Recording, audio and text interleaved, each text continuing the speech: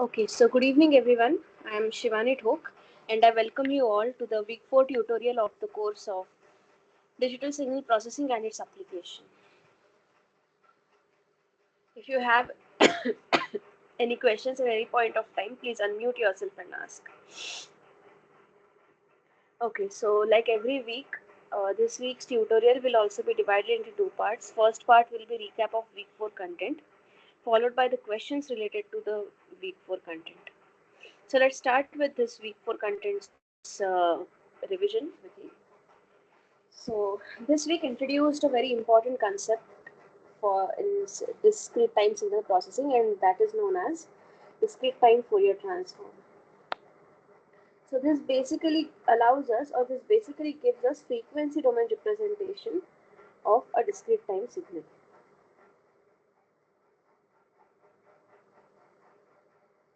So it gives frequency domain view or representation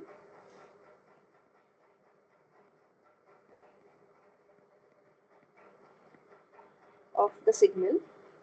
So suppose I have a signal which is x of n. And this x of n, let's say, has a Fourier transform or discrete time Fourier transform DTFT has capital X of omega.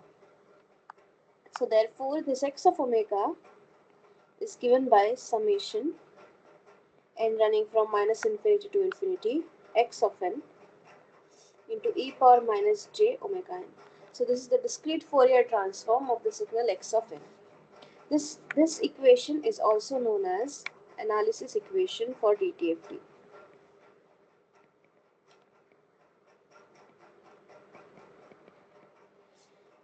Now this x of n and x of omega are unique Fourier transform pairs. Okay, so if I have x of omega, okay, if I am given x of omega, I have x capital. If I am given x of n, I have this x of omega. Now, is it possible to construct my x of n using this x of omega? So yes, that is done using the inverse DTFT, and that is given by, so my x of n can be reconstructed using my x of omega using this formula, that is 1 over 2 pi integral over minus pi to pi x of omega into e power j omega n. And this equation is many times referred as synthesis equation.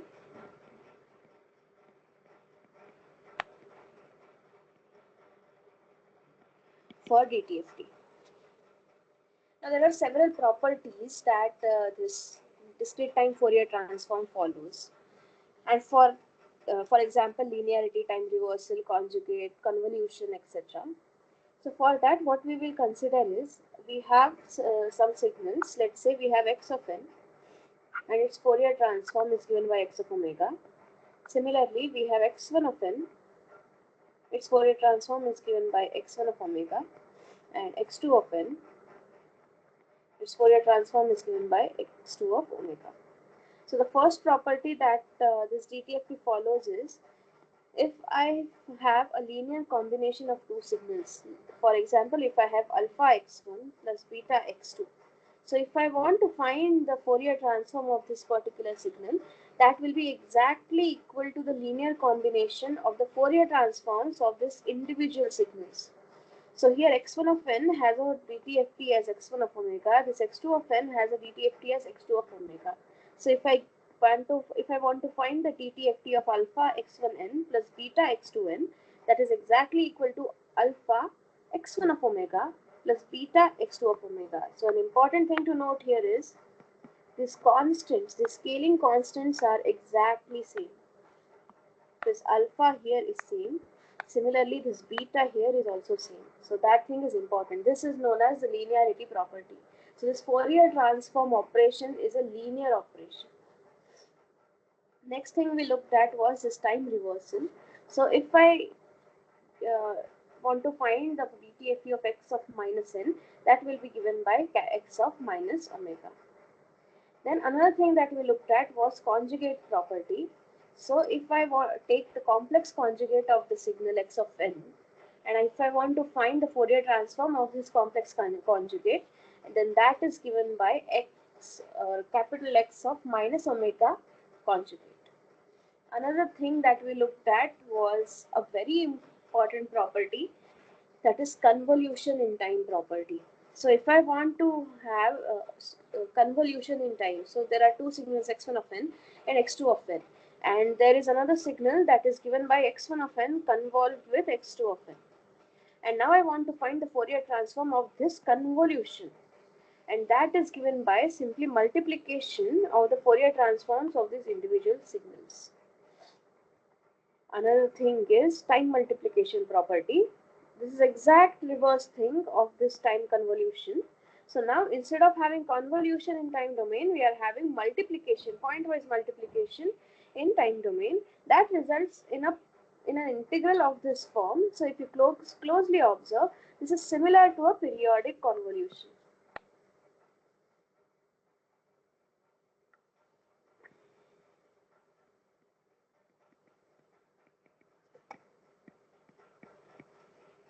So similar to a convolution operator. And another important property that we looked at was this Parseval's theorem. This is also very important. So it says that if I take this summation over n running from minus infinity to infinity, x1 of n into x2 of n conjugate, then that is equal to 1 over 2 pi integral minus pi to pi x1 of lambda x2 of lambda bar d lambda. So why is this an interesting property? So we are discussing this Parseval's theorem right now. Discussing this Parseval's theorem. Now suppose in this Parseval's theorem we have x2 of n is equals to x1 of n. So in that case, this Parseval's theorem reduces to summation n running from minus infinity to infinity, magnitude of x1 of n square. This is equal to 1 over 2 pi integral minus pi to pi magnitude of x of omega square d omega. So this is what we get, and if we observe carefully on this left hand side, this is the energy of the signal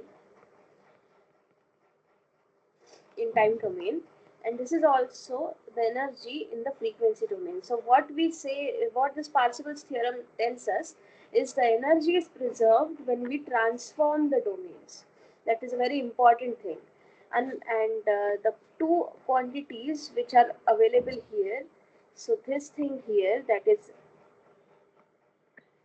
magnitude of x of omega square, which appears here, is known as the energy spectral density, and the term here, that is magnitude of x of n square, is known as the time spectral density of the signal x of n. So this is all what we have discussed in in this week 4 as a content. If you have any questions, then let me know. Any queries regarding any properties or whatever you have, please let me know. If there are no queries, I will move on to the questions that I have planned to cover today.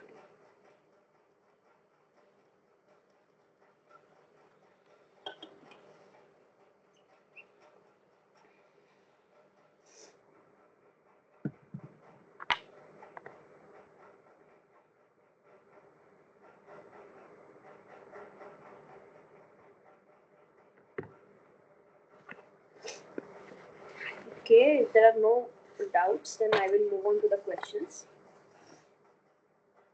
So let's start with the first question. So what is the sufficient condition for a discrete time signal to have a well-defined Fourier transform? So the first option is only finite valued at time instances, summable over summable over all time instances, absolutely summable over all time instances. So let's see. So we have this x of omega, which is equal to summation n running from minus infinity to infinity x of n. So we say x of omega exists if my magnitude of x of omega is finite for all omegas. transform into e power minus j omega n.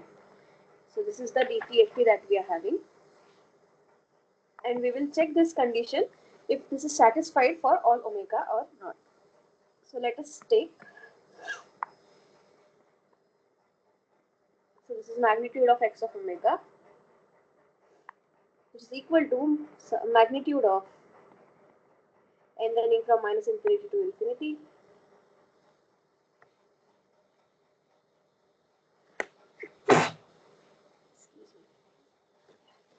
x of n into e power minus j omega n. So my x of omega is given by this equation here, that is summation n running from minus infinity to infinity x of n into e power minus j omega n. I have simply taken the magnitude of this, and this thing is less than or equal to summation n running from minus infinity to infinity magnitude of x of n into e power minus j omega n.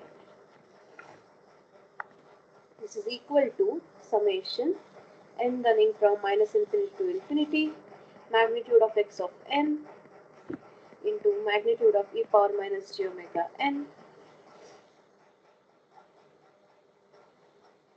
So this thing, therefore we have magnitude of x of omega is less than or equal to summation n running from minus infinity to infinity magnitude of x of n. And if so, what we observe is, if summation n running from minus infinity to infinity magnitude of x of n is finite, then magnitude of mod of x of n is also finite, and in that case my DTFT will exist. So this is not a necessary condition, this is a sufficient condition, that if there is an x of n that satisfies this equation, then in that situation my Fourier transform of that particular signal will definitely exist. So this quantity here, what does it mean? It means that my x of n should be absolutely summable, which means that x of n should be absolutely summable.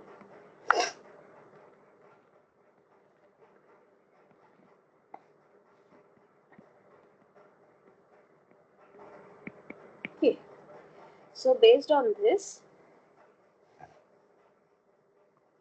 absolutely summable over all time instances. This is the final answer. Now another interesting thing to look here is, suppose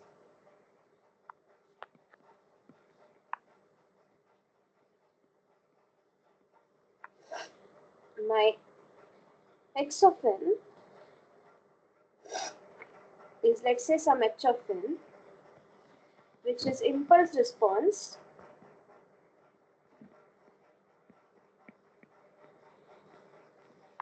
of an LSI system,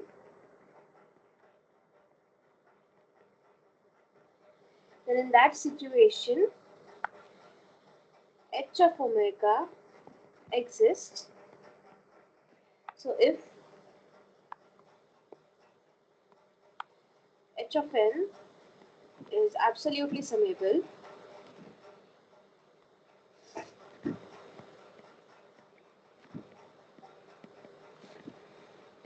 then h of omega exists. And this is the exact same condition. This is exact same condition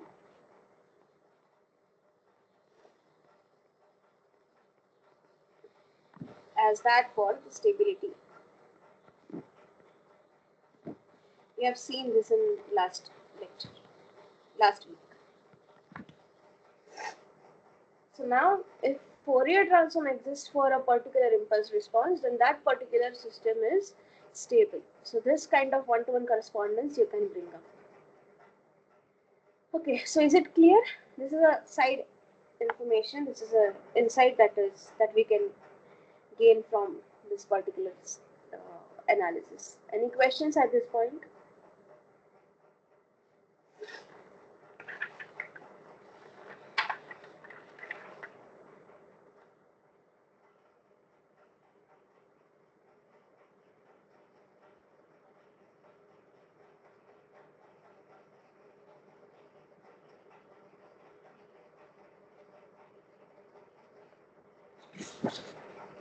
Okay, if there are no questions, then let me move on to the next question. So this is the second question. This is not related to DTFT, but this is related to some calculation which we will be using for the coming uh, for the next question. Okay, so what is given to us here is find the convolution of the signals x1 of n equal to 2 to the power minus n u of n, and x2 of n is equal to 3 to the power minus n u of n, where u of n is the unit step function. So what we will do is let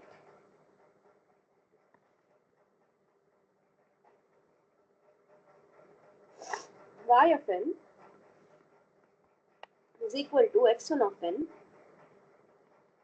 convolved with x2 of n. So this is equal to summation k running from minus infinity to infinity x1 of k into x2 of n minus k. This is equal to summation k running from minus infinity to infinity. X1 of k is 2 to the power minus k into u of k, and x2 of n minus k is 3 to the power minus n minus k into u of n minus k. So I can take out this term common. This term I can take out common. So I will get this is equal to 3 to the power minus n summation k running from minus infinity to infinity, and I can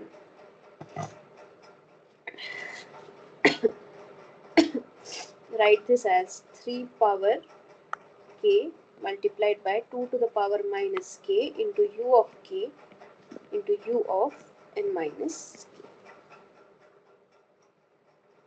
So this is equal to, therefore, y of n is equal to summation k running from minus infinity to infinity.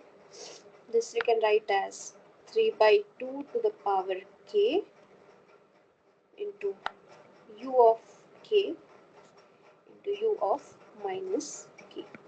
So now we need to evaluate this particular summation, and this u of k is basically our unit step function. So how does this unit step function look? So this is n. This is not n. This is k. This is u of k. So this is 1 from k equal to 0, 1, 2, 3, 4, 5, and so on, where it is 0 everywhere else. Okay. Now how do we get this u of n minus k? So this u of n minus k we can write as u of minus of k minus n. So how do we get this? This is obtained by, first we will flip it and then we will shift it rightwards by a value. Okay, so first thing that we will do is u of minus k.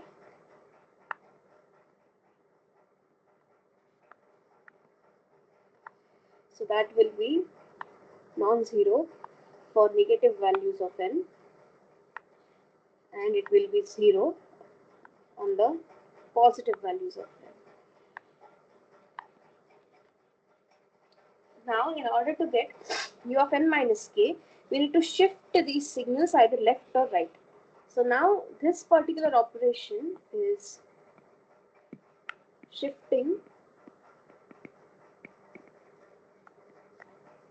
u of minus k to right, or u of minus k by n units. If n is greater than 0, shift rightwards. if n is less than 0, shift left. So now if my n is less than 0, so this shift will be something like this, and there is no overlap.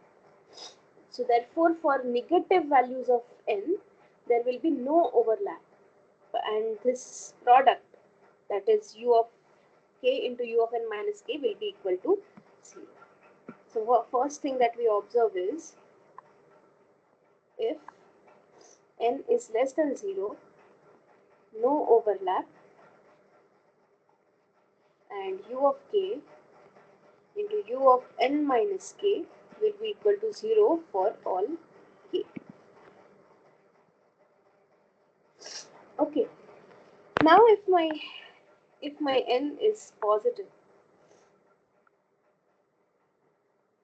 so if my n is positive, we'll shift this thing rightwards by n units. That is something like this.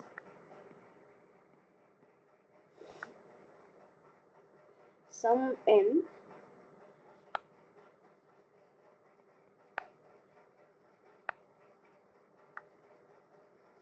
and then it will be 0. It is 1 all the way till infinity, till minus infinity.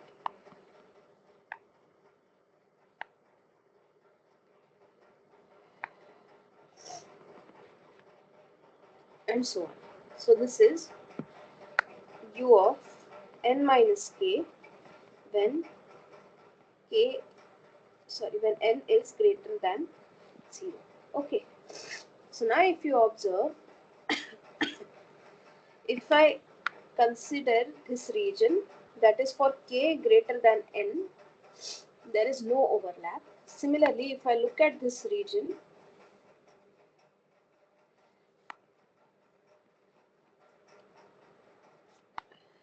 again there is no overlap,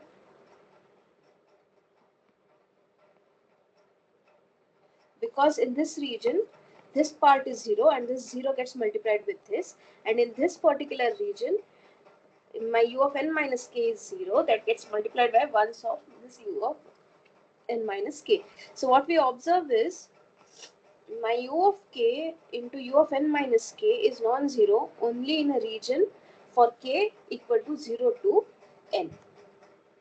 So what we observe is, if n is greater than 0, overlap for k equal to 0 to n. So now this summation here will survive only for k running from 0 to n. Okay, so let's do that now. So therefore,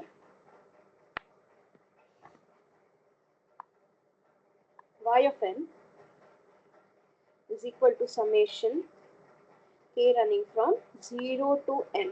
This is the region of our interest. 3 by 2 to the power n, k. And in this region, this u of n into this u of k into u of n minus k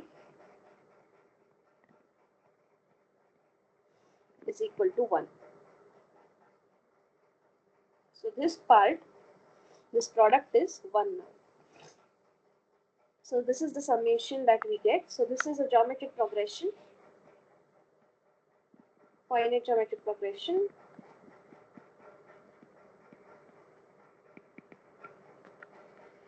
And with first term as 1 and common ratio as 3 by 2 and number of terms as n plus 1. So therefore the first term is 1 multiplied by 3 by 2 to the power n plus 1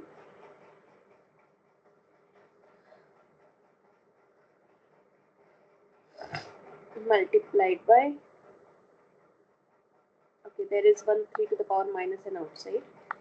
Yeah, we have a 3 to the power minus n outside. Minus 1 upon 3 by 2 minus 1. Okay. And this is for n greater than or equal to 0. For n greater than or equal to 0. Okay, so this we have. So this we can write as 1 over 3 to the power n into 3 by 2 to the power n plus 1 minus 1 divided by 1 by 2. So now this is equal to, we can take this inside.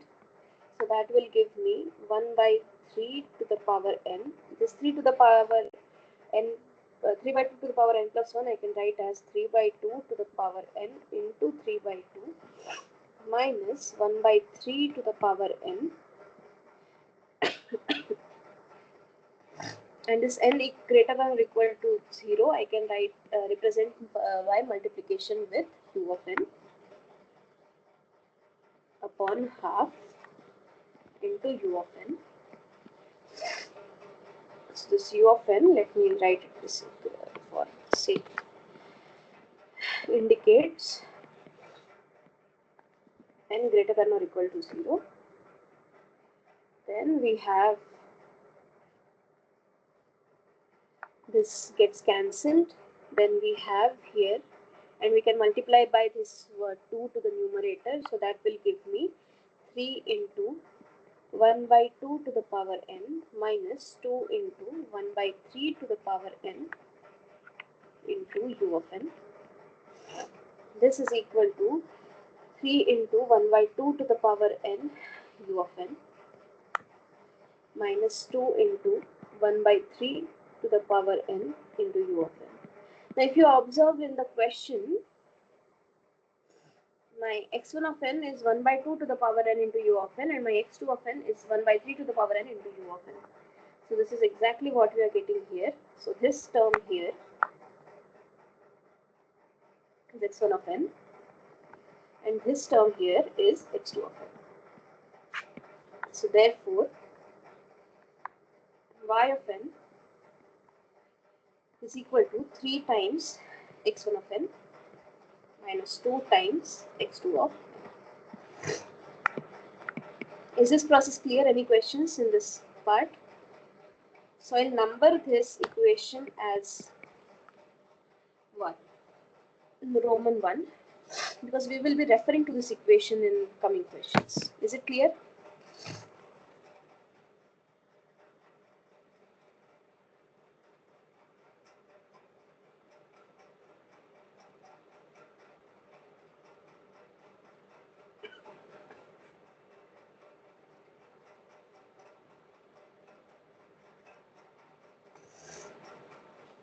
Okay. So let's move on to the next question. So what's the next question? It says that verify the convolution property for the DTFT of the previous question. So what does this convolution property mean?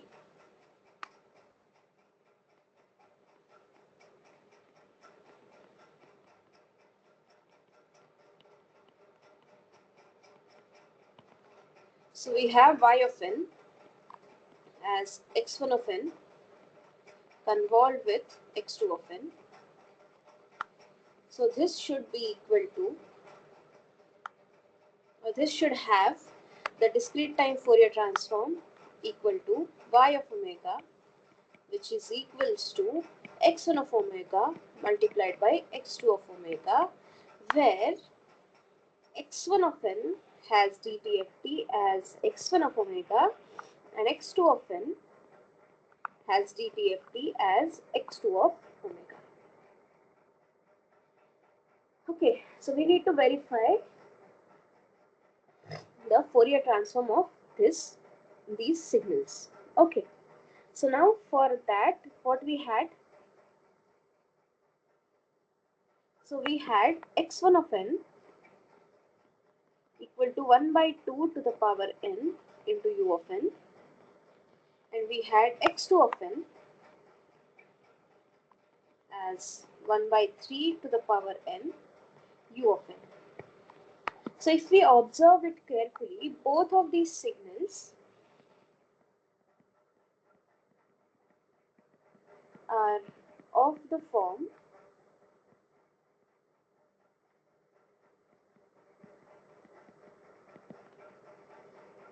sum xn equal to a to the power n into u of n, where this mod of a is less than 1. Okay, these are all of this particular form.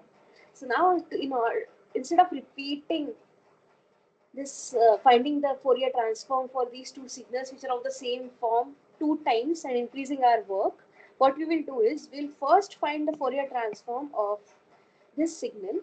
Then, in order to obtain the Fourier transform of x1 of n, we will put a equal to 1 by 2. And in order to find the Fourier transform of x2 of n, we'll put a equal to 1 by 3 in this particular equation's Fourier transform. So let us do this thing first. So we have x of n as a power n u of n with mod of a or magnitude of a less than 1. So this has a Fourier transform as x of omega, which is equal to summation n running from minus infinity to infinity x of n into e power minus j omega n. My x of n is a n into u of n into e power minus j omega n. Now this is valid only for n greater than or equal to 0. So this summation survives for n running from 0 to infinity a power n into e power minus j omega n. So now we can write this as summation n running from 0 to infinity. I can write this as a into e power minus j omega whole to the power n. Now again, if you observe carefully, this thing here is an infinite geometric progression with first term as 1 and common ratio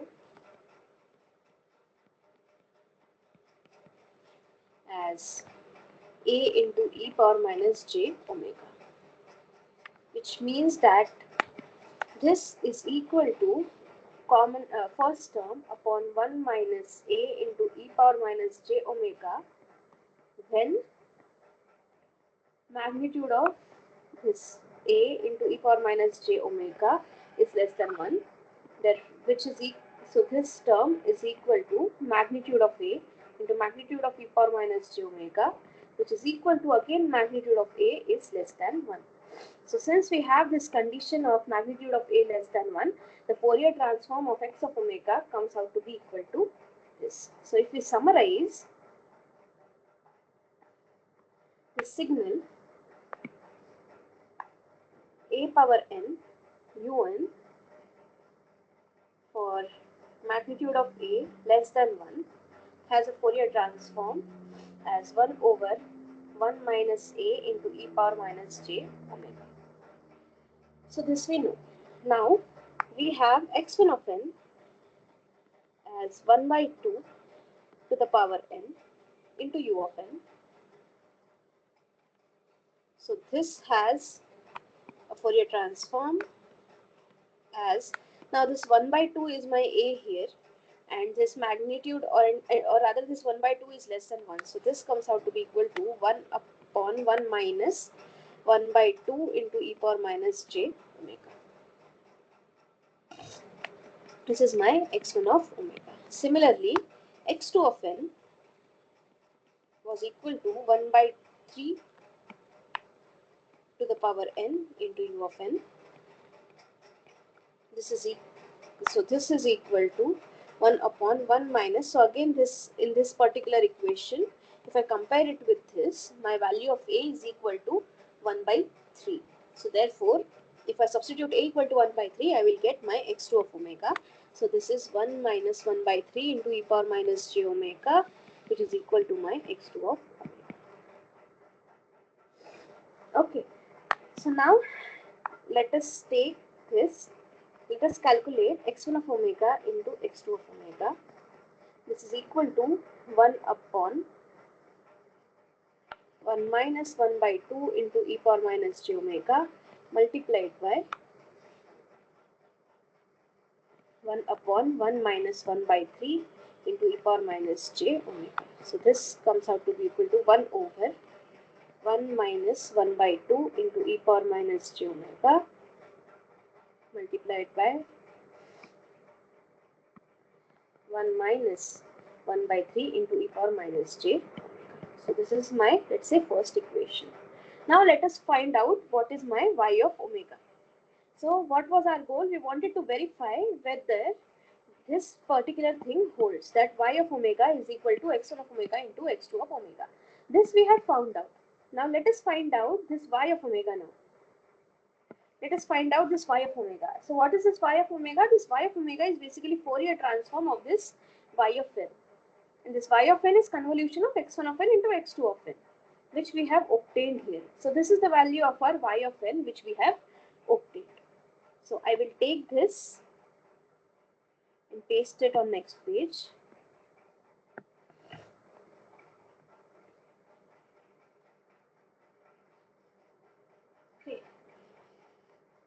Okay, so this was my y of omega from 1 in previous question. Okay, so now y of omega is equal to Fourier transform of this. Now if you observe carefully, this thing here is linear combination of two signals. So this will be equal to 3 times x1 of omega minus 2 times x2 of omega, using what? Using the linearity property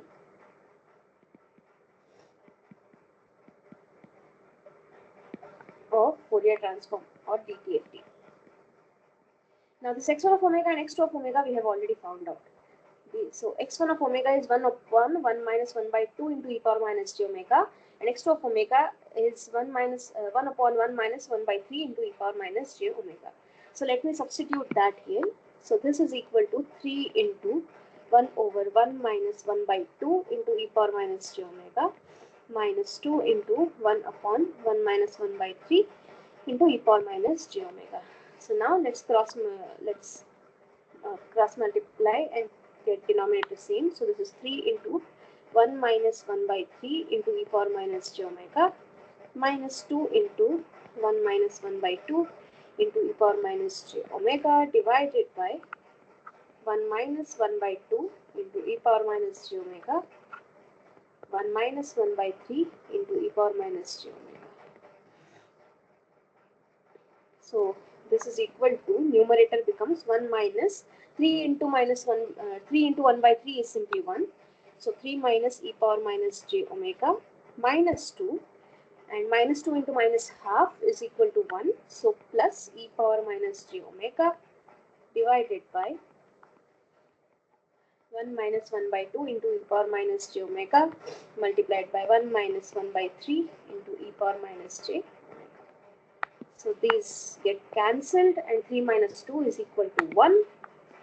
So we get 1 upon 1 minus 1 by 2 into e power minus j omega multiplied by 1 minus 1 by 3 into e power minus j omega. And now if we look at what we had got for x1 of omega into x2 of omega, it is exactly the same thing.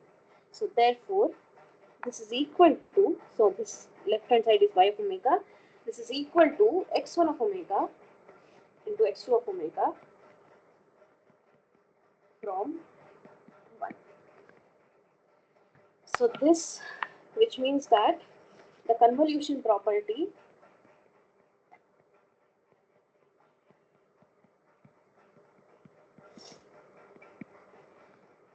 is verified.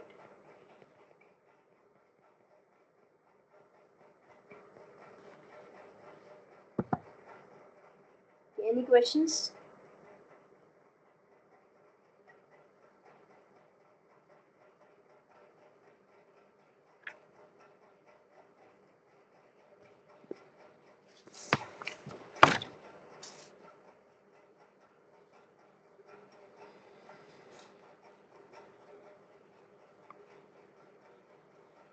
Okay, if there are no questions, then let me move on to the next question.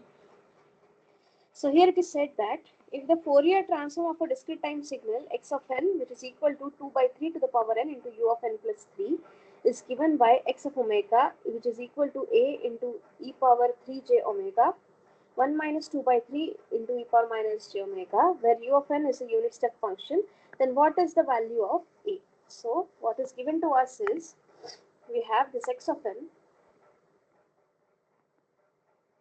as 2 by 3 to the power n into u of n plus 3, and this has a Fourier transform as x of omega, which takes this particular given form. And in this, we need to figure out what is the value of this a. Okay, so we'll try to solve this question in two approaches. One is the use of direct definition, and second is the use of properties of DTFT. So let us first do it using direct definition.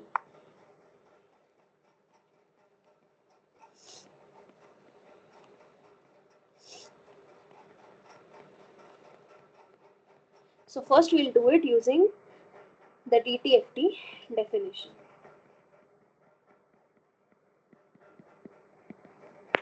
So we have x of omega is equal to summation n running from minus infinity to infinity 2 by 3 to the power n into u of n plus 3 into e power minus j omega. Now this is unit step function, and unit step function is valid only when my argument is non-negative. So this is valid only when my n plus 3 is greater than or equal to 0, or n is greater than or equal to minus 3. So now this summation becomes, so this is equal to summation n should be greater than minus 3. So minus 3 to infinity 2 by 3 to the power n into e power minus j omega n.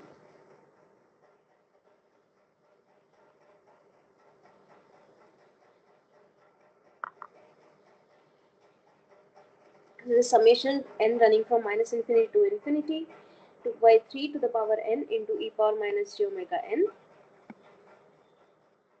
And then this thing is equal to summation n running from minus 3 to infinity. I can write this as 2 by 3 into e power minus j omega whole to the power n.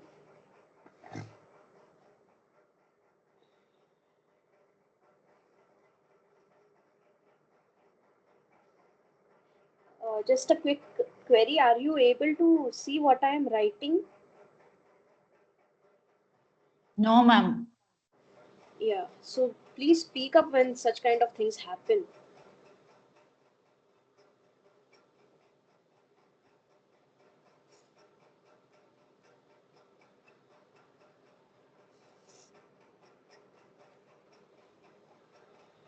Okay, I'll do this.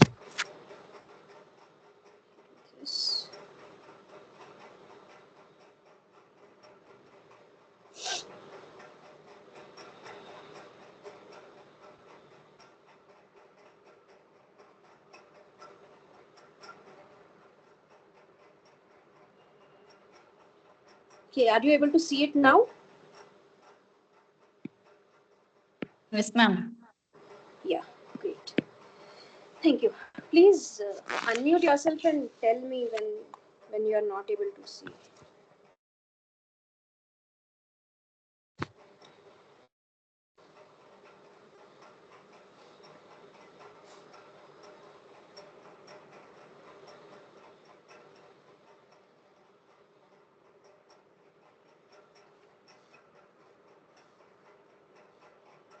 Yeah, okay. So we were here. So we were trying to find the DTFT of this signal using direct definition. So this is equal to summation n running from minus infinity to infinity, and 2 by 3 to the power n u of n plus 3 into e power minus j omega n. And we said that this unit step function is valid only for its positive argument, or rather non-negative arguments. So this is valid for n greater than or equal to 3. So this summation here, or the limits of this summation now become n running from minus 3 to infinity 2 by 3 to the power n into e power minus j omega n. Summation n running from minus infinity to infinity, we can simply rearrange it in this particular fashion. Now if you observe carefully, this is again an infinite geometric progression.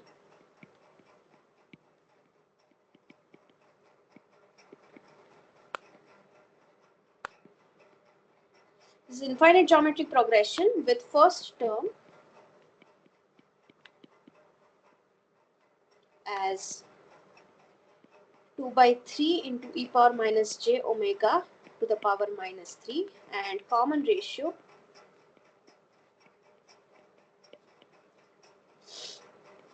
two by 3 into e power minus j omega. So again, this if I find the magnitude of this common ratio, this is again greater than 1. So therefore, this is equal to the first term, that is 2 by 3 into e power minus j omega to the power minus 3 divided by 1 minus 2 by 3 into e power minus j omega. Okay, so now this is equal to 3 by 2 cube into e power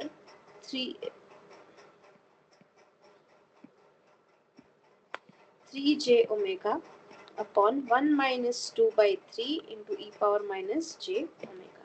So now if we compare this thing here with the form that was given to us here. So what we have obtained is this, and this is equal to a into e power 3j omega sorry, upon 1 minus 2 by 3 into e power minus j omega. So this a comes out to be equal to this thing. So therefore this a is equal to 3 by 2 to the power 3. So this was by standard definition, in which we used this big thing, or big some simplification of this summation. Can we simplify our approach a little bit? So for that, what we will do is we'll use the definitions. So now we will look at approach 2 using properties.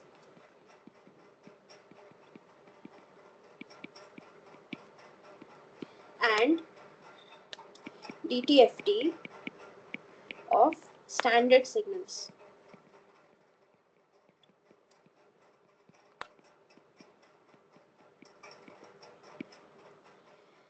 So now let us observe our x of n. X of n was 2 by 3 to the power n into u of n plus 3. Okay, so now what I can do is I can write this as 2 by 3 to the power n plus 3 minus 3 into u of n plus 3.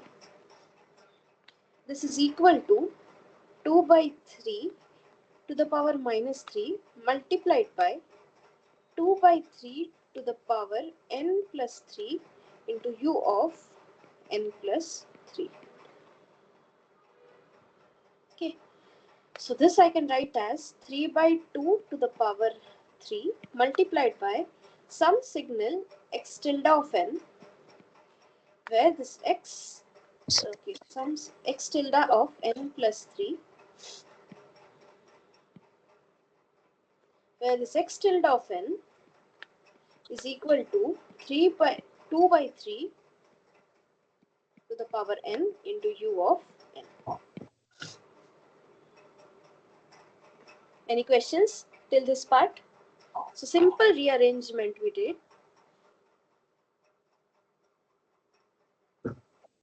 We just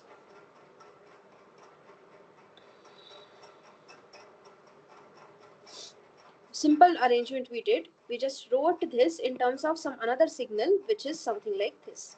So this is of the form of, this is of the form of a standard signal or standard exponential kind of signal,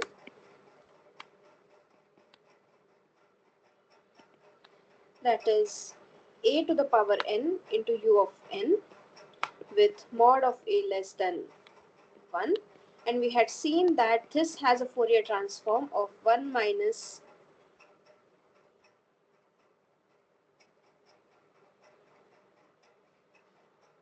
So this has a Fourier transform of 1 minus a into e power minus j omega.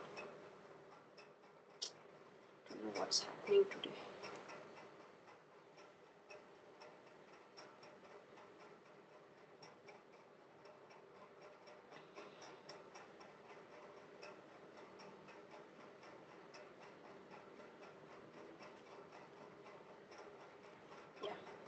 So this particular thing is a standard signal, and it is worth remembering its Fourier transform and all the transforms that we will be seeing in the coming lectures. And this has its DTFT as 1 upon 1 minus a into e power j minus j omega. And generally, the standard signals Fourier transform or whatever transforms are known to us. So now this x tilde of n, this x tilde of n is of this form, of the standard form, with a as 2 by 3. So this x tilde of n has Fourier transform as x tilde of omega, which is equal to 1 upon 1 minus 2 by 3 into e power minus j omega. So this we know now. Okay. Now we had seen that this x of n is equal to 3 by 2 to the power 3 multiplied by x tilde of n plus 3. Okay, so now this is equal to 3 by 2 to the power 3. So this x of omega is equal to 3 by 2 to the power 3 multiplied by Fourier transform of or DTFT of x tilde of n plus 3. Okay, so now for this we will use time shift property.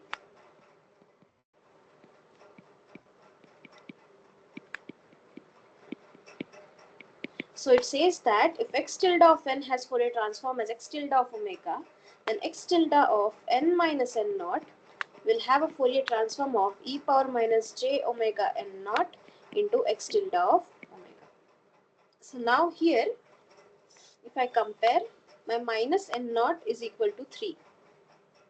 So therefore, x of omega is equal to 3 by 2 to the power n into e power minus j omega n naught is minus 3 multiplied by x tilde of omega. So now this x tilde of omega, this x tilde of omega is equal to 1 upon 1 minus 2 by 3 into e power minus j omega. So now this is equal to 3 by 2 to the power n into e power 3j omega divided by 1 minus 1 2 by 3 into e power minus j omega. So this comes out, so using this also, this is the exact same equation that we had obtained. So using this also, my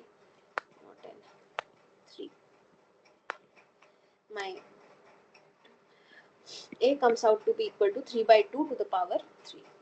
Now the purpose of showing this approach is how we can use properties of DTFT. That's all. There was no other thing to see in this. So the only purpose was to see how to use the properties. And if we know the standard, the Fourier transform of standard signals, then we can avoid solving this summation. Sometimes this summation can be cumbersome. This was a simple example, so it was not that difficult, but we can completely avoid it by just using the properties and identifying which properties we can use. Any questions?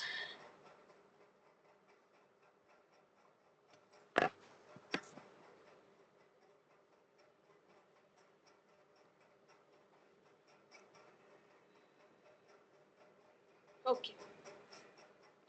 So now let me quickly move on to the next question. So this question says that suppose the discrete time signal x of n, so this is the x of n given to us. This x of n has this is the x signal, and let x of omega be the DTFT of this x of n. So now we need to find out the value of integral minus pi to pi x of omega d omega. Okay, so now this x of n is 1, 2, 0, 5, 3. This is a sequence that is given to us, and there is an arrow which is saying n equal to 0. So it says that x of 0 is equal to 5, then x of minus 1 is equal to 0, x of minus 2 is equal to 2, x of minus 3 is equal to 1, and x of 1 is equal to 3. And now we need to find out this value, that is integral minus infinity to, minus pi to pi x of omega d omega. Now the standard common approach, or by looking at this, one may try to use direct definition and find out x of omega. So approach 1 may be to find x of omega using, or x of omega equal to summation n running from minus infinity to infinity x of n into e power minus j omega n, and solve integral minus pi to pi x of omega d omega. This is very time consuming and complicated.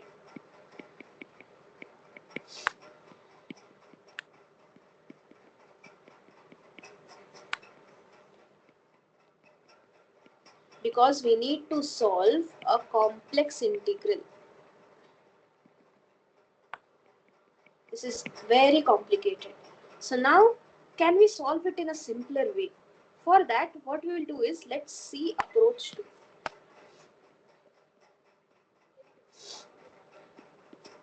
So now we have minus pi to pi into my integral minus pi to pi x of omega d omega. Something similar appears in our synthesis equation. So what happens in our synthesis equation? What do we mean by synthesis equation? Our inverse DTFT. Something similar is there. So we have x of n is equal to 1 over 2 pi integral minus pi to pi x of omega into e power minus j omega n d omega. So this is our inverse DTFT. Okay. So now what I can do is I can rearrange a little bit and write integral minus pi to pi x of omega into e power minus j omega n d omega is equal to 2 pi x of n. And what we wanted was integral minus pi to pi x of omega d omega. So this is an additional term that we are having. So now if somehow we make this term as 1, we are done. Now this term depends on two things. One is omega and one is n. Now this omega is a running variable for this integral. But we have a control on this n through this right hand side. So now if n is equal to 0, what do we get? We get integral minus pi to pi x of omega into e power minus j omega 0, or e power 0, which is equal to 1, d omega, which is equal to 2 pi x of 0. And what is x of 0? That is given to us. So this x of 0 is equal to 5. So we can substitute this in this equation here. So this is equal to 2 pi into 5, which comes out to be equal to 10 pi. And that is our answer. So instead of using the standard approach of finding first this x of omega and then integrating and messing a lot, we can simply go ahead and use the definition of inverse DTFT, set n equal to 0, and get the integral in a standard form. Is it clear? Any problem in this part? Any questions?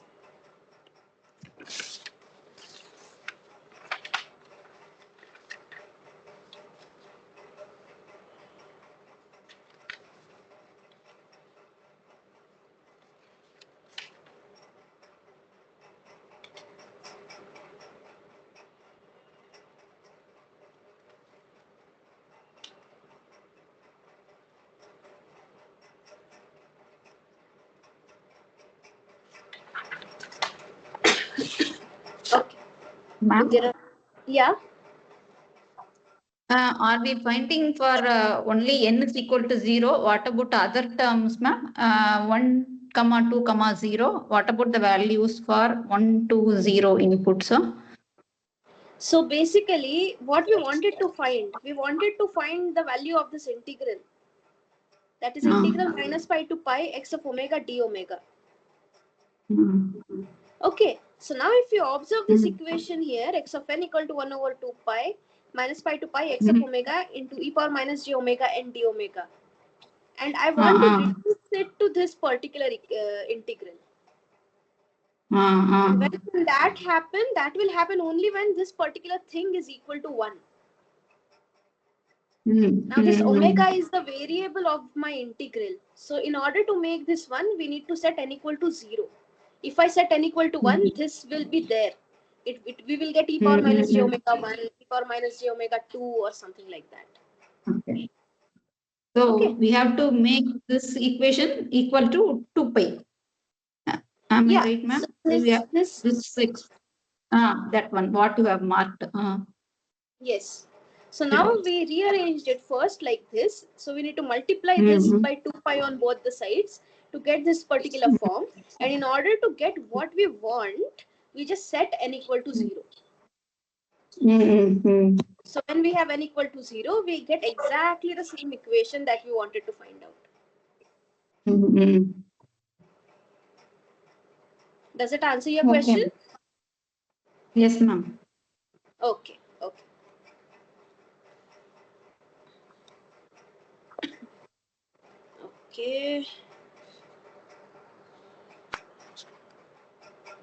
If there are no further questions, then let me move on to the next question then. Okay, so this is a question that was there in last year's assignment. This is a pretty big question and we need to be very careful while solving this particular question. So if you get stuck or if you don't understand anything at any point of time, just stop me then and there.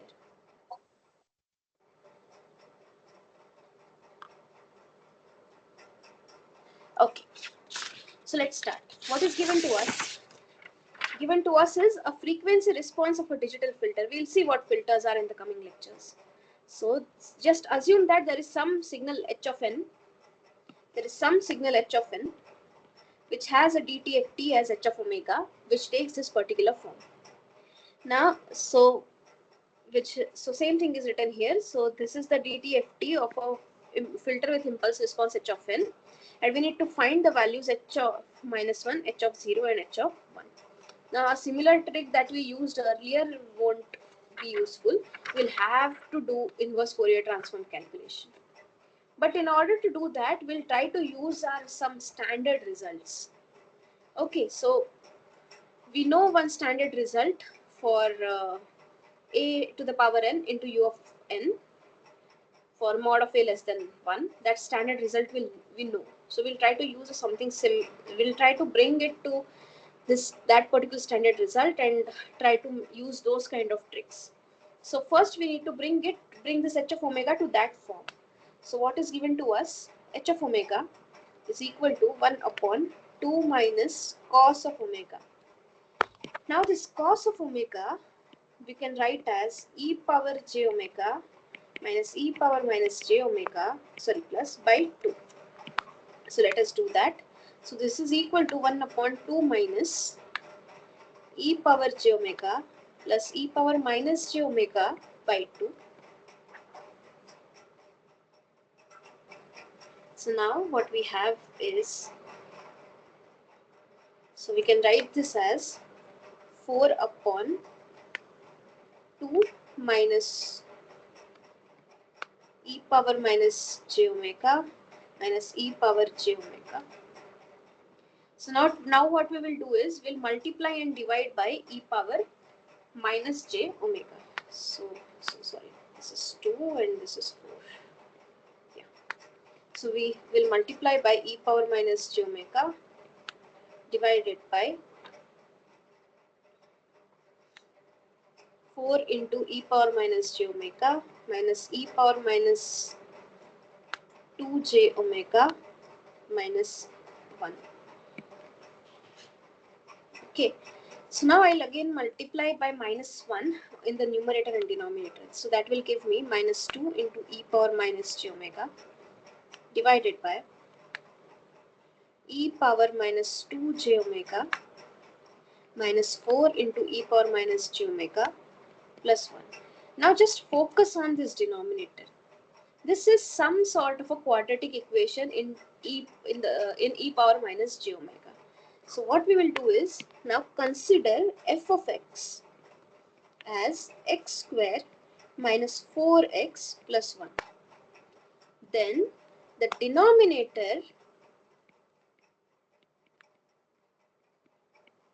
is f of e power minus j omega. That is equal to e power minus j omega square minus 4 into e power minus j omega plus 1. Exact same thing we will get.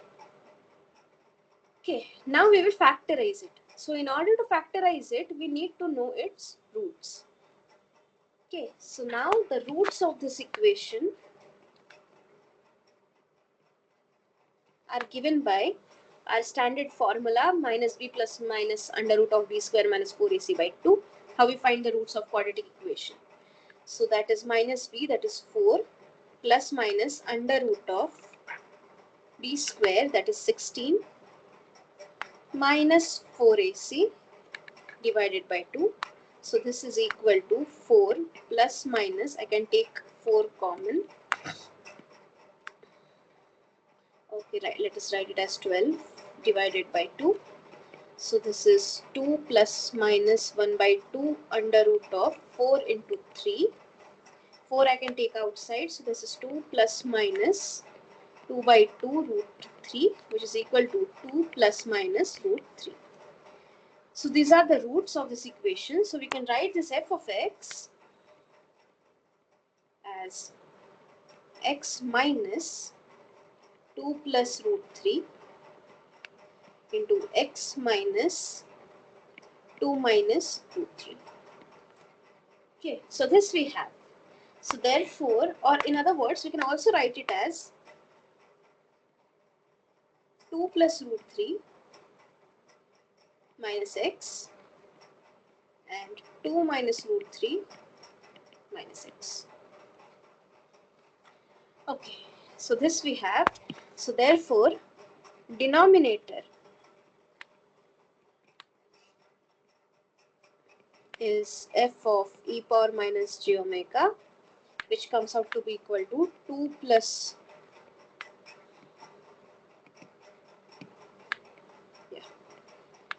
2 plus root 3 minus e power minus j omega 2 minus root 3 minus e power minus j omega. Okay, so now let us substitute it back in this equation. So now, so this was my h of omega.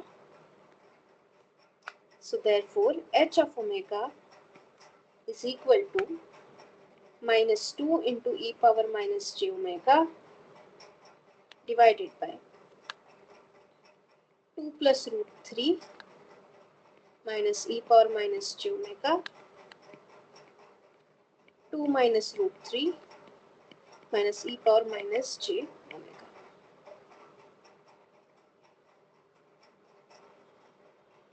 Okay. Yeah, so we have this now. So now what we will observe is, let us observe another thing. Let us take this thing here and subtract this from this. So what we get? So if I subtract 2 minus root 3 minus e power minus j omega minus 2 plus root 3 plus e power j minus j omega, so we get as minus 2 root 3. So now in order to bring this root 3 here, what I'll do is I'll multiply and divide by root 3. Okay. So now what we can do is we can write this h of omega as e power minus j omega by root 3 multiplied by minus 2 root 3 divided by the denominator terms. That is 2 plus root 3 minus e power minus j omega, 2 minus root 3 minus e power minus j omega. Okay, and now this 2 minus 2 root 3 is exactly equal to this term subtracted by this term. So now I can replace this minus 2 root 3 in the numerator by difference of these. So this is equal to e power minus j omega by root 3 multiplied by 2 minus root 3 minus e power minus j omega minus 2 plus root 3 minus e power minus j omega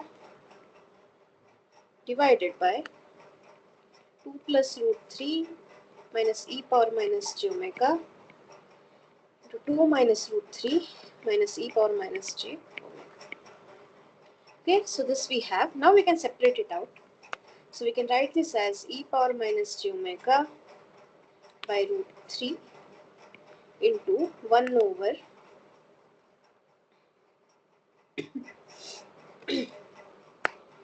2 plus root 3 minus e power minus j omega minus e power minus j omega divided by root 3 into 2 minus root 3 minus e power minus j omega.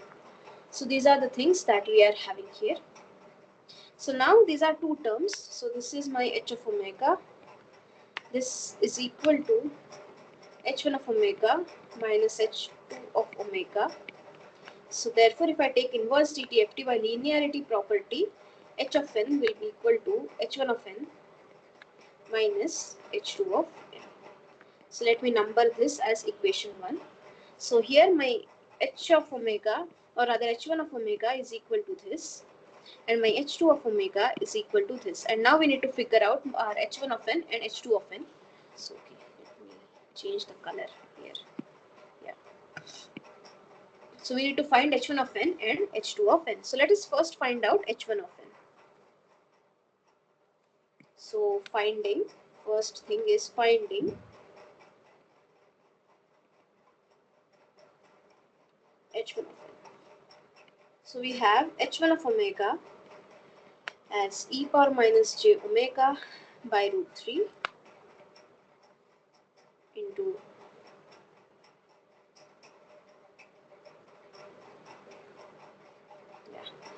2 plus root 3 minus e power minus j omega.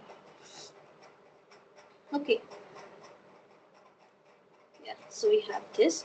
So now what we can do is we'll multiply and divide by 2 minus root 3.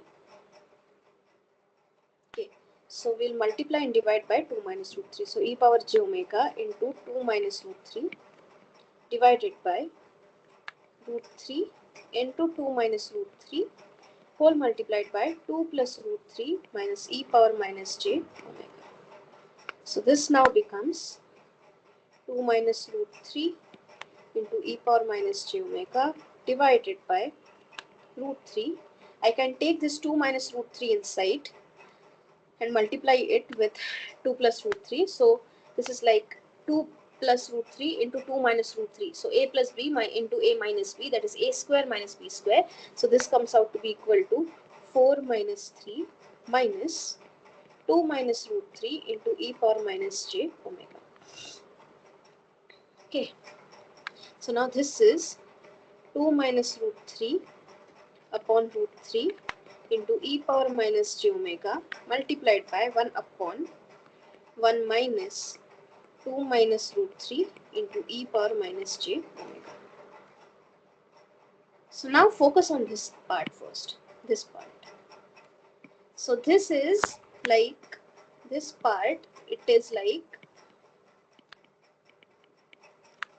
1 upon 1 minus a into e power minus j omega, and a is 2 minus root 3. Now this root 3 is approximately equal to 1.732, which means that a minus root 3, sorry, this 2 minus root 3 is less than 1. And in this situation, the inverse DTFT or IDFT is equal to a power n into u of n. This we know. So using this fact, what we obtain is 1 upon 1 minus 2 minus root 3 into e power minus j omega has inverse DTFT as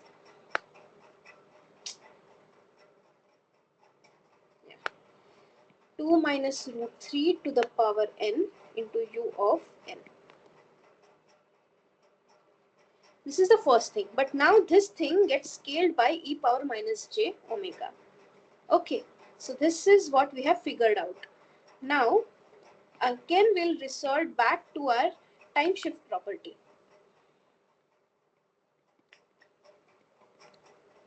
So it says that x of n minus n naught will have a Fourier transform of e power minus j omega n naught x of omega.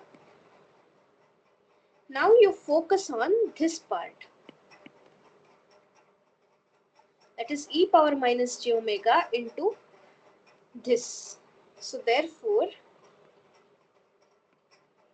e power minus j omega into 1 upon 1 minus 2 minus 3 into e power minus j omega. So this is basically this factor with n not equal to 1. So this will have IDFT or IDTFT as this signal but shifted by 1. So this will have IDTFT as 2 minus root 3 to the power n minus 1 into u of n minus 1. Okay. Yeah, so we have this now. So now let us substitute this. So using this, the inverse DTFT of h1 of omega will be h1 of n. So therefore, h1 of n is equal to this term scaled by this constant here. So this is equal to 2 minus root 3 divided by root 3 multiplied by 2 minus root 3 to the power n minus 1 into u of n minus 1. So this comes out to be equal to 2 minus root 3 to the power n divided by root 3 into u of n minus 1. So this is our h1 of n. So now we have our h1 of n. Now next thing we need to figure out is h2 of n. So my h of n is h1 of n minus h2 of n. We have h1 of n, now we need to find out our h2 of n. So let us do that now. So next thing is finding h2 of n. So for that, h2 of omega is equal to e power minus j omega upon root 3 into 2 minus root 3 minus e power minus j omega. So now this we can write as 1 upon root 3 into e power j omega into 2 minus root 3 minus 1. So we simply multiplied this by e power j omega in the numerator and denominator plus j omega. Yeah. So this we can also write as minus 1 by root 3 multiplied by 1 upon 1 minus, okay, let's keep it as it is here. So let's say we have this as our some equation star. Now again, this particular thing here is 2 minus root 3, which is less than 1. Okay, but this kind of form we haven't seen yet. So in order to, so this is also a standard form, and in order to understand this standard form, let us take x of n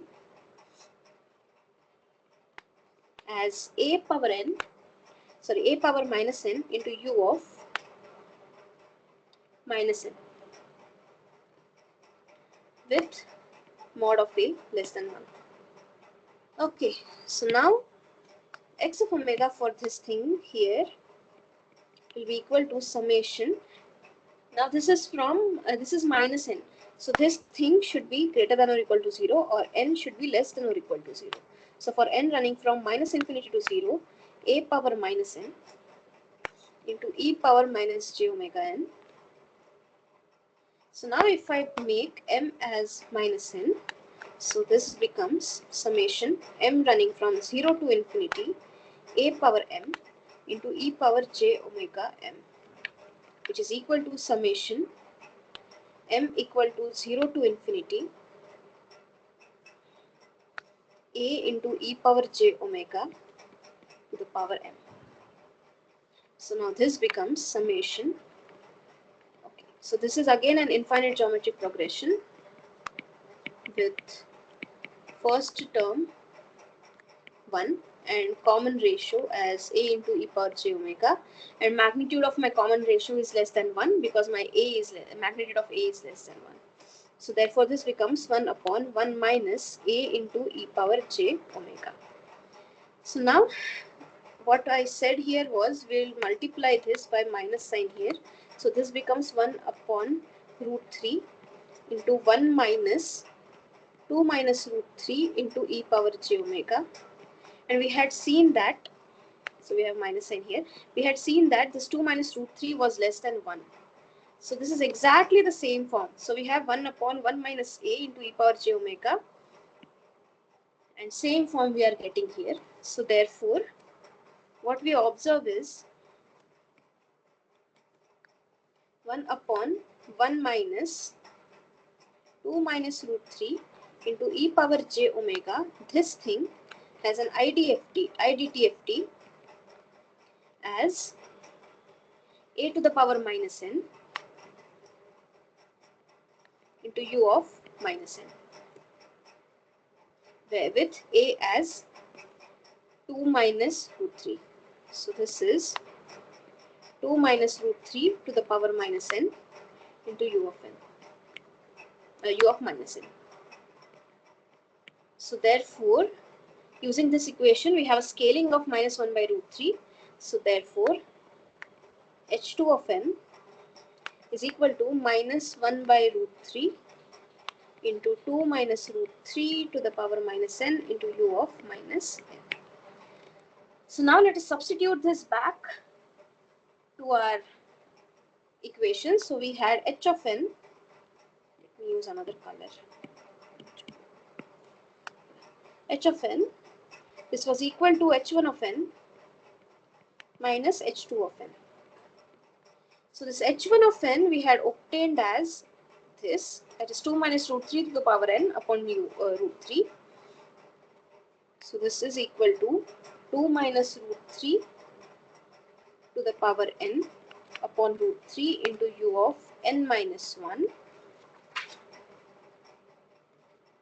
is minus h2 of n. So minus into minus 1 by root 3, so that becomes 1 by root 3 into 2 minus root 3 to the power n into u of minus n. Okay, so we have this. Now we have h of n. What was asked to us were three values of this h of n actually.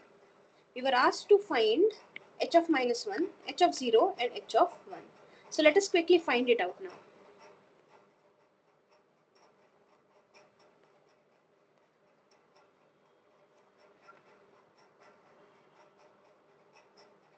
So h of n, so we have h of n as this equation. I can take root 3 common, 1 by root 3 outside. So 1 by root 3 inside the bracket, 2 minus root 3 to the power n into u of n minus 1 plus 2 minus root 3 to the power minus n into u of minus n.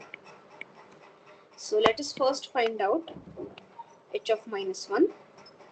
This is equal to 1 by root 3, 2 minus root 3 to the power minus 1, u of minus 1 minus 1 minus 2 plus 2 minus root 3 to the power minus 1, that is 1, into u of minus 1, 1. So this thing is equal to 0 and this thing is equal to 1. So therefore this comes out to be equal to 2 minus root 3 by 3. Now in similar way, h of 0 is equal to 1 by root 3 into 2 minus root 3 to the power 0 into u of minus 1 plus 2 minus root 3 to the power 0 into u of 0. In similar fashion, this thing is equal to 0 because u of minus 1 is equal to 0 and this u of 0 is equal to 1, and similarly anything to the power 1 is also equal to 1. So this comes out to be equal to 1 by root 3.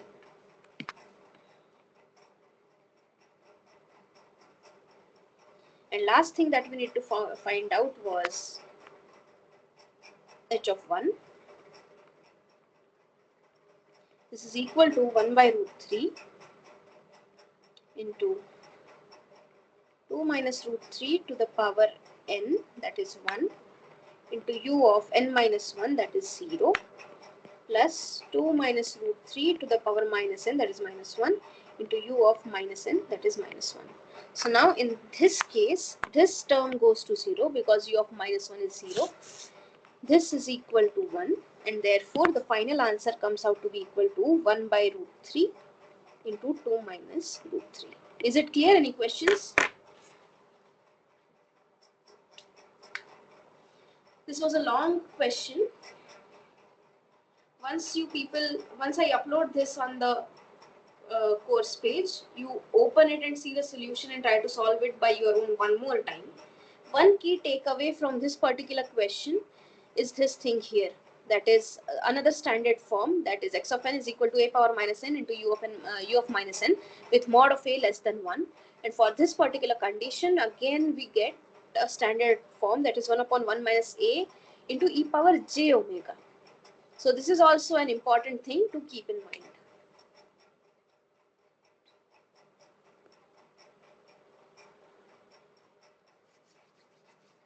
Okay, if there are no questions, then let me move on to the next question.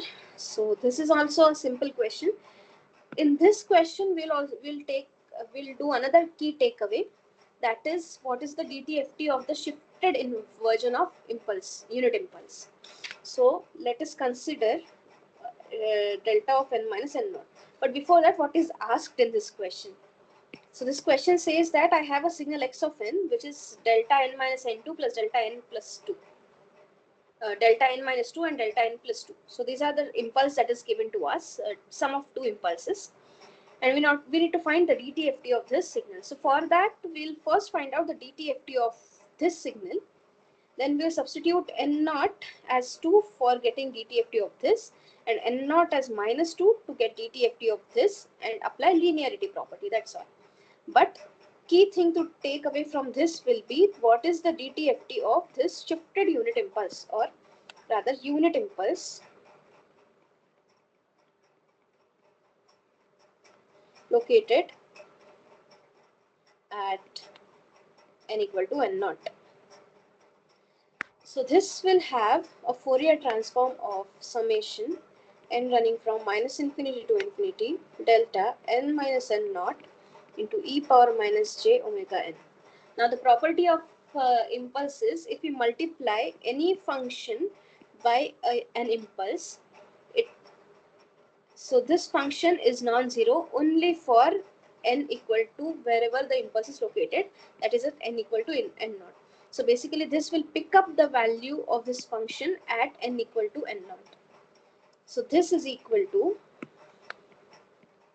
summation n running from minus infinity to infinity delta n minus n naught multiplied by e power minus j omega n naught. Now this thing is not a function of n naught, not a function of n, and this is the only summation, and this is summation of a unit impulse over the entire range. So this thing here is equal to 1. So therefore this comes out to be equal to e power minus j omega n naught. So what is the main takeaway from here is delta n minus n naught has a DTFT of e power minus j omega n naught. Okay, so now we have this. Now this is also a standard signal, and it is good to know or good to remember the DTFT of this unit impulse. Okay, so now what we have x of n as delta n minus n naught, n minus 2 plus delta n plus 2. So x of omega is DTFT of delta n minus 2 plus DTFT of delta n plus 2, and this thing is using linearity property.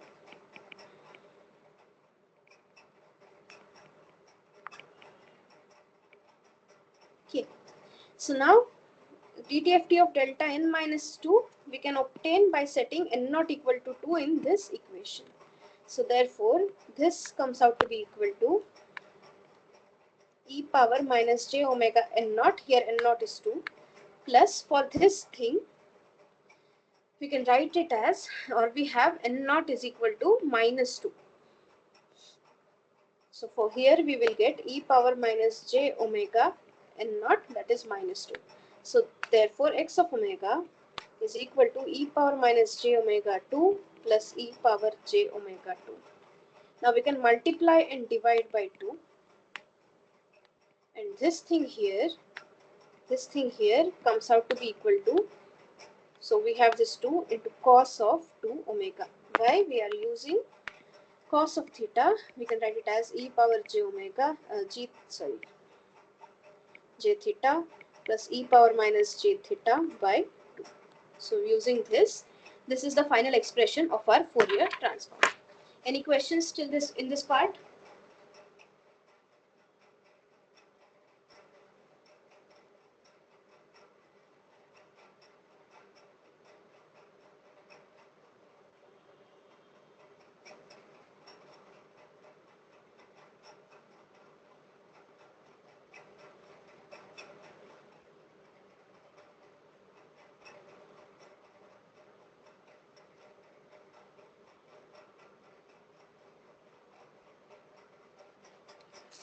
Okay, if there are no questions, then let me move on to the next question then.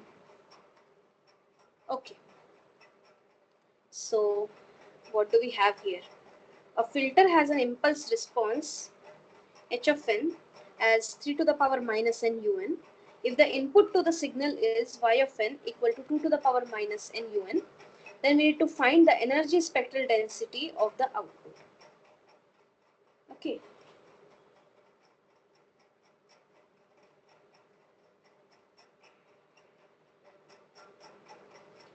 Okay, so we have this here. So this is an LTI system, which is equal to linear and time invariant system. A filter is an LTI system. We'll see that in coming lectures. Okay, so my y of n, which is out. Sorry. Any questions?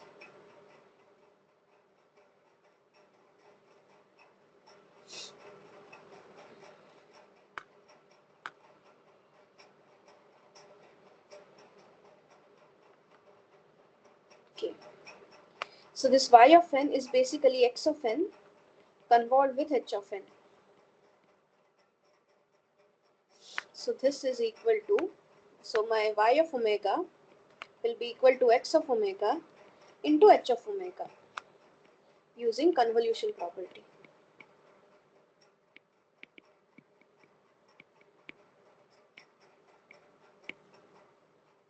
Okay, so we have this. Now, what is our energy spectral density? We have discussed this earlier. Yeah. So my energy spectral density is simply magnitude square of my Fourier transform, or DFT.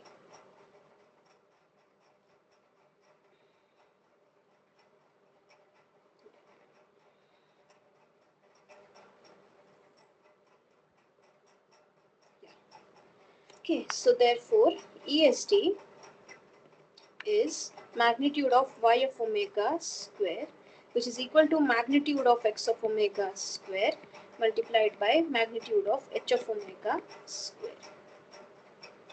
Okay, so now h of omega is dtft of h of n, which is 1 by 3 to the power n, or rather let me write it as dtft of 1 by 3 to the power n into u of n. So this is again in our standard form of a to the power n into u of n, which has a dtft of 1 upon 1 minus a into e power minus j omega for a magnitude of a less than 1, which is true here. So this comes out to be equal to 1 upon 1 minus 3 into e power minus j omega. Similarly, x of omega is dtft of my input, which is 1 by 2 to the power n into u of n. Same story. This is equal to, this is also in the standard form. This comes out to be equal to 1 minus 1 by 2 into e power minus j omega. So therefore, my energy spectral density, that is magnitude of y of omega square, comes out to be equal to 1 upon magnitude of 1 minus 1 by 2 into e power minus j omega square into 1 upon 1 minus 1 by 2 into 1 by 3 into e power minus j omega square. So this is my energy spectral density. Any questions here?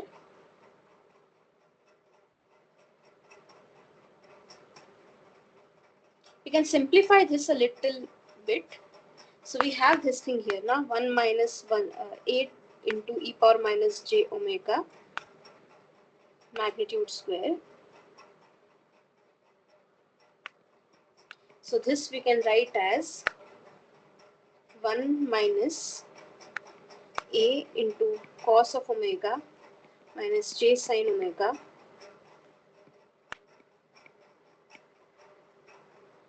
whole square.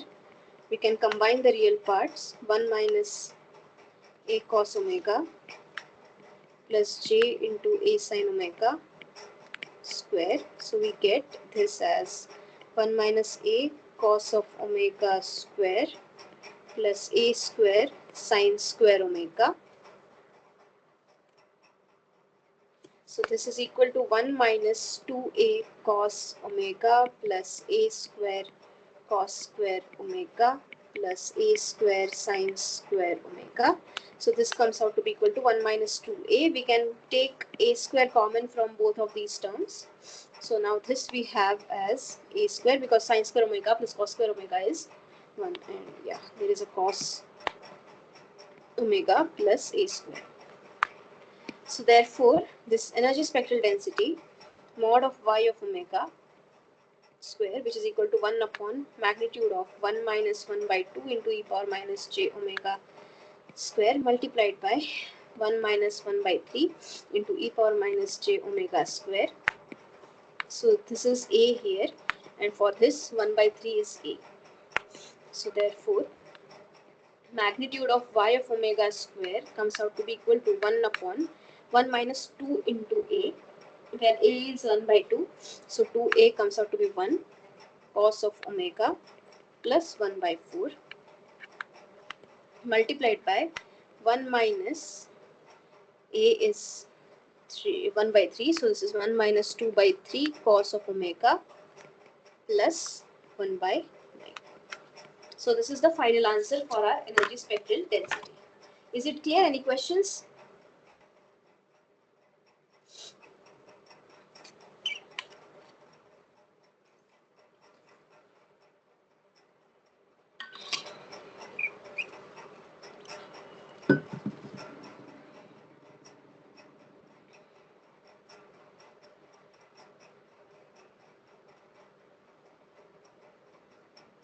Okay, if there are no questions, then let me move on to the next question.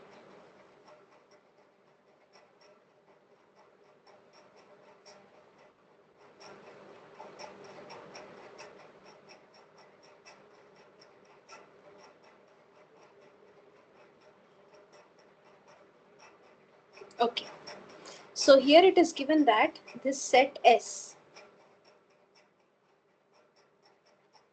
is an orthonormal basis in R3.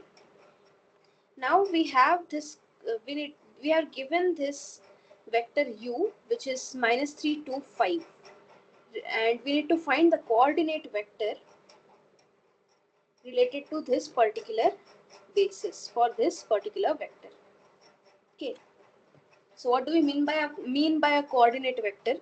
So we have this basis.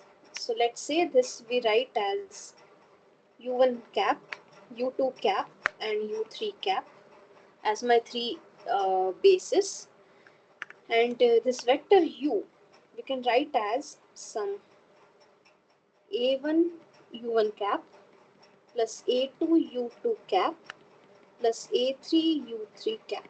So these values a1, a2 and a3 are the coordinates of this vector u along the direction of u1 cap, u2 cap and u3 cap.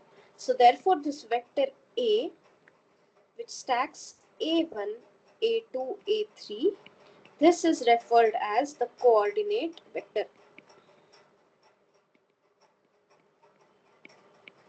of u along this basis u1 cap, u2 cap and u3 cap. Okay, then how do we obtain, these are orthonormal bases, how do we obtain a1, a2 and a3? So this ai is obtained by finding the inner product of vector u with ui for I equal to 1, 2 and 3. Okay, so now using this, let us find out a1. So a1 will be equal to u bar comma u1 cap. So this is equal to u is minus 3 to 5 inner product with the first vector, that is 2 by 7, 6 by 7 and 3 by 7. So inner product is element by element multiplication and then adding them. So this is minus 3 into 2 by 7 plus 2 into 6 by 7 plus 5 into 3 by 7. So if we simplify this, this is minus 6 plus 12 plus 15 by 7. So this comes out to be equal to 21 by 7, which is equal to 3.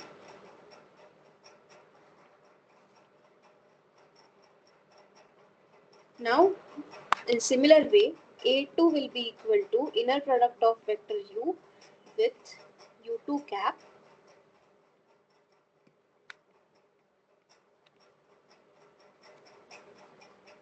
so this is equal to, my vector u is minus 3 to 5 with u2 cap, that is 3 by 7, 2 by 7 and minus 6 by 7.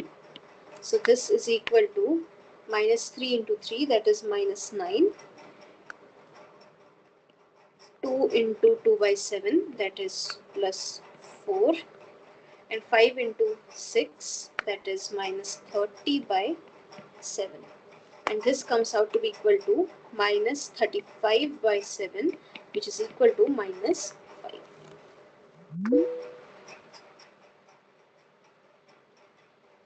In similar way, we have A3 as inner product of u with u2 cap, which is equal to, again, the vector minus 3 to 5, and my u2 cap is 6 by 7, minus 3 by 7 and 2 by 7.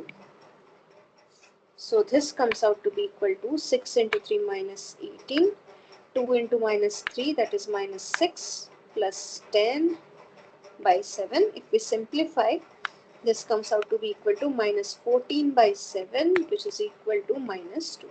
So my A1 is equal to 3, if A2 is 5 and A3 is minus 2. So my coordinate vector A comes out to be equal to 3, minus 5 and minus 2. Is it clear? Any questions?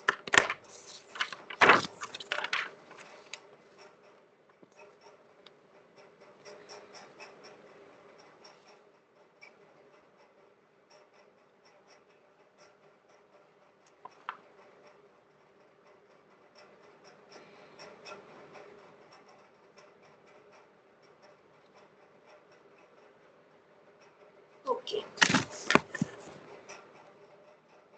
If there are no questions, then let me move on to the last question of today. Okay, so what is given to us is x of n is a complex valued discrete signal whose DTFT is given by x of omega. Okay, so this x of n has a DTFT as x of omega. Then given to us is, we can write this x of n as addition of this its real part plus j times imaginary part. Okay, so this x of n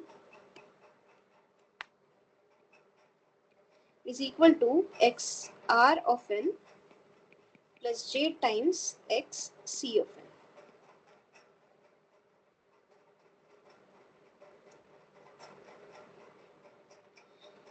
And xr and xc both are real valued signals. So this is my real part and this is my imaginary part. So both are real valued signals.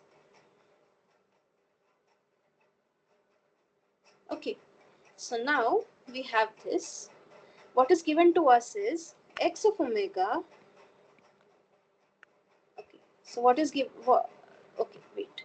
xr and xc are both real valued signals, and we need to find the DFTs of xr of n and xc of n. Okay. So this is what we are having here. So let's say xr of omega. Okay. So let's say xr of n has a DTFT as xr of omega and xc of n has DTFT xc of omega. Okay, and what we need to find out, we need to find what is the value of, we need to find what is this equal to, and this, both of these we need to find them in terms of x of omega. Okay, now let us concentrate, in order to do that, let us concentrate on this particular equation. Okay, so now let us do this. We have x of n as x r of n plus j times xc of n. Now let me take complex conjugate of this signal x bar of n, which is xr of n minus j times xc of n. Okay, now we have this. Now suppose I add these two signals. So if I add these two, so let me give these two. So 1 plus 2, if I do, I get x of n plus x conjugate of n, which is equal to 2 times xr of n, and these two get cancelled because they have two different signs. Okay, so this we get. So what we get a relation, therefore, xr of n is equal to x of n plus x conjugate of n divided by 2. Okay, so now therefore x of omega, xr of omega is 1 by 2 times, or rather, let me write it in this way, DTFT of x of n plus DTFT of x conjugate of n by 2. Okay, so now we know that x of n has a Fourier transform of x of omega, and x conjugate of n will have a Fourier transform of x of minus omega conjugate. This is using the complex conjugate property.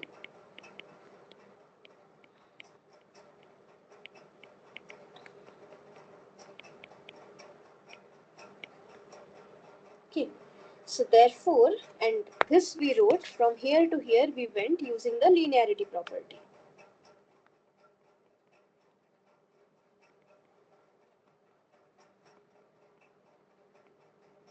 So therefore, my XR of omega is equal to X of omega plus X conjugate of minus omega divided by.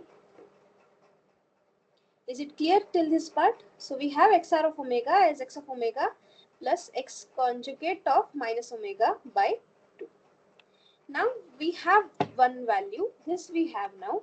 Now next we need to figure out what is the DTFT of XC of omega. So now what we will do is, I'll just copy paste these equations on next page.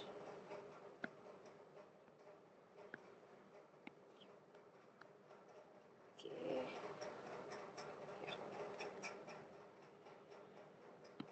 Yeah, so we have these. So now instead of adding these, what we will do is, we will do subtraction. So we will subtract 2 from 1. So we will find this. So what we get, therefore, X of n minus X conjugate of n is equal to 2j times Xc of n. Okay. Therefore, my Xc of n comes out to be equal to X of n minus X of n conjugate divided by 2j. Therefore, Xc of omega is equal to DTFT of X of n minus DTFT of X conjugate of n divided by 2j. Now same story, DTFT of X of n was X of omega minus DTFT of X bar of n. That thing is X conjugate of, X conjugate of minus omega by 2j. So what we get when we have X of n is equal to XR of n plus j times Xc of n, we get X of omega. If X of omega is DTFT of this, then XR of omega has a DTFT of X of omega plus X of minus omega conjugate divided by 2, and this thing has X of omega minus j times, minus X conjugate of minus omega by 2j. Now let us try to impose linearity condition on this particular thing. So now we'll do linearity property. So according to that, my X of omega should be equal to DTFT of XR of n plus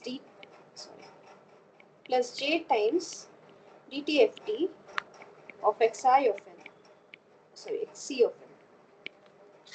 So DTFT of XR of n is this, that is X of omega plus X bar of minus omega by 2, and j times DTFT of Xc of n is this quantity here.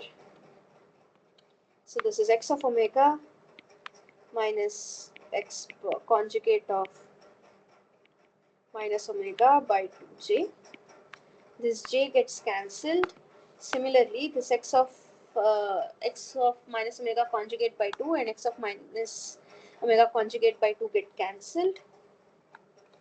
This is equal to 2 times X of omega by 2, which is equal to X of omega. So whatever we have derived is correct. So this is just a simple sanity check which we can do at places where it is possible to do such kind of sanity checks in order to verify whether our answer is correct or not. So, do you have any questions till this point? This was the last question that I had planned to cover today. If you have any questions in this part or any part that I have covered today, then feel free to ask.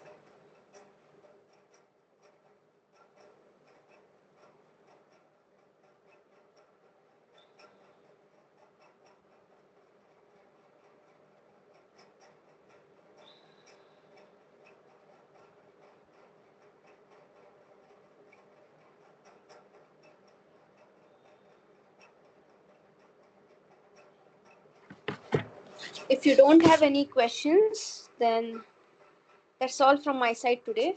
Thank you for attending today's session. Hope to see you all in the coming week session as well.